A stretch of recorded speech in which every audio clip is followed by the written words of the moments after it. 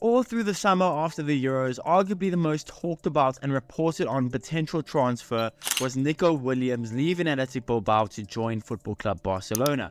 After having a pretty successful league campaign last season, seeing the then 21-year-old bag 8 goals and get 19 assists in 37 games last season for his boyhood club in Athletic Bilbao. But after his amazing Euro campaign, where he started in all but one game for Spain, got 2 goals and 1 assist in the team that went on to shock the world to win the whole UEFA Euros. Seeing Nico Williams even score in the final, Barcelona seemed more desperate than ever to sign Nico Williams, claiming that he would be a game-changing signing for the club and that he was about to be a key figure in this new era under Hansi Flick. And all through the Euros and afterwards, it seemed inevitable that Nico Williams would eventually sign for Barcelona. But days turned into weeks, and before you know it, Nico Williams was announcing his new number at Bilbao and seemingly confirming that he'll stay at his boyhood club this season and not sign at Football Club Barcelona, leaving the cash-strapped Barcelona out of the race. Now, apparently there are rumors that he still might go to Barcelona, but as of right now, it's not really looking likely. Yet, just hours after that, Fabrizio Romano gave a "here we go" for Barcelona to sign academy graduate Dani Olmo for 60 million euros from RB Leipzig. Now, this transfer to me not only doesn't make sense at all for Barcelona, it's not only another prime example of Barcelona's misuse of funds, but it's yet another desperate swing to try and close the gap on Real Madrid. But why do I not rate this transfer for Barcelona, and just what exactly is my issue with this move? Well, that's what we'll be talking about today. So what's going on, everyone? You are listening to Back of the Net here. I hope you're all doing well. Please be sure to like the video, subscribe if you haven't already, and let's get into it. Now, the actual signing of Dani Olmo, I mean, it's fine. I don't think he was desperately needed in this Barcelona team as currently constructed. You have enough high-level midfielders like Gavi, Pedri, Fermin Lopez, Pablo Torre looked pretty decent last year at Girona. You still have Frankie de Jong, and then there's still İlkay Gündoğan. That because of the Dani Olmo signing, Barcelona are now desperate to get off their books so badly that they're willing to let Gündoğan leave for free just to be able to register Dani Olmo as a new signing. Even out wide, you have guys like Ferran Torres, you still have Ansu Fati, Lamine Yamal, Rafinha.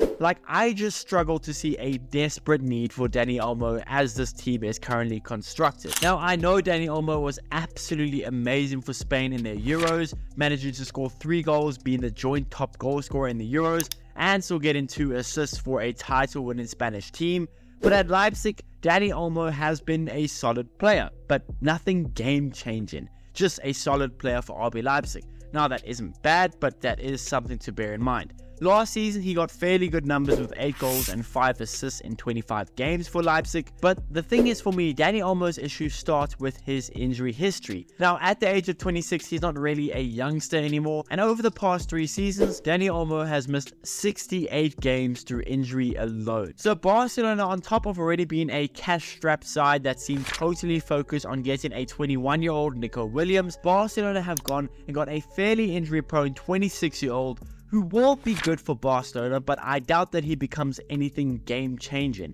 Barcelona have to be very careful with every cent they spend, and to me this transfer seems like it's nothing more than a want. It's not a need from Barcelona. Yes, he was superb in the Euros for Spain. Yes, he will be a solid player for Barcelona. Yes, he's from your academy, but he's not going to move mountains for Barcelona. He's not necessarily a player of absolute need. He's fairly injury prone, and for the past 3 seasons, he hasn't played more than 23 league games in a single season. In my eyes, I don't see why Barcelona felt like they just had to spend 60 million euros on Dani Olmo. Barca are still in huge debt, and Dani Olmo has already missed the first game of the season, that being a very impressive 2-1 win over Valencia in Mestalla. But he's already missed the game completely because Barcelona can't yet even register him with La Liga. Barcelona are now scrambling to get rid of İlkay Gündoğan for anything that they can get, most likely on a free, and İlkay Gündoğan they got for free last year, and he was a player that was very solid for Barcelona throughout the whole of last season.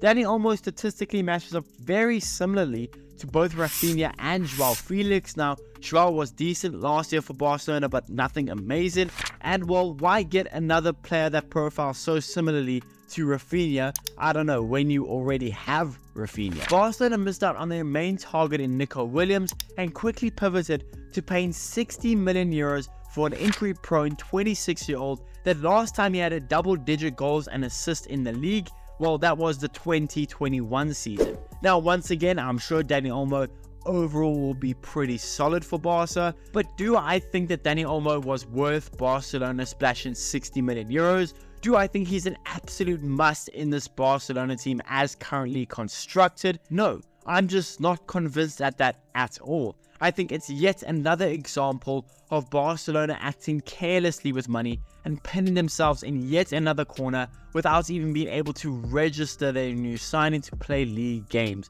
This transfer just makes no sense to me, and for me it just feels like it was just a scramble for a player that did so well in the Euros. Doesn't make sense at all.